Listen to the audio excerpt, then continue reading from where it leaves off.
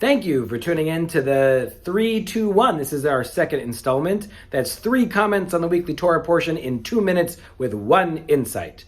The first is we have to learn about a little story. The Israelites, having just been freed from slavery, eating manna from heaven, complain and say it was better to be slaves in Egypt because they had meat. That's what we really want. We miss eating meat in our lives. So in response, God sends a plague of quail. There's so much quail, it's to the entire camp is filled to their waists. They're eating it so much it's stuck in their teeth.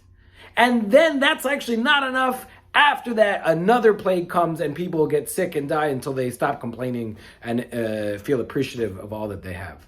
What can we learn from this? 3 comments. The first has to do with pride. What are they really saying? And I think that they're leading us to another mitzvah.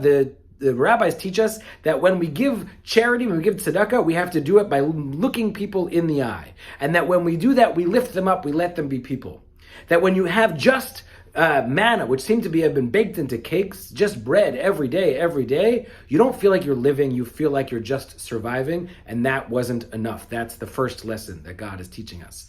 The second lesson has to do with a comment from Rashi and the Gemara, which make clear that what's really going on is that people are upset about mitzvot. There are too many rules, too many things we have to do. In Egypt, we just got everything we wanted. Why do we have to have all these rules? And that is the second challenge God is making us, which is joy is not joy unless it comes with responsibility. That we get rights, we get things, we get manna from heaven, but it comes with responsibility, the things that we have to do to take care of our world. And the third has to do with a different kind of hunger, of righteous indignation. I'm struck every year that the plague of quail doesn't work.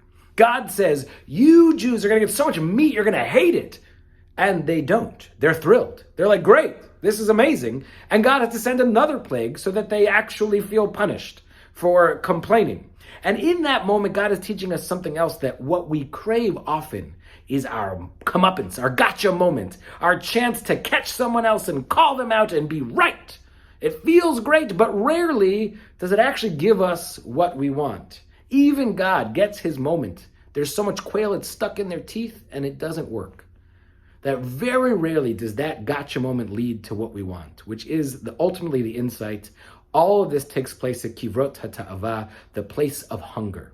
Each of us has hunger and desires, and the challenge is, can we do that? Can we exercise our hunger with pride? Can we exercise our hunger with responsibility? And can we make sure we don't just hunger for the downfall of others? Shabbat Shalom.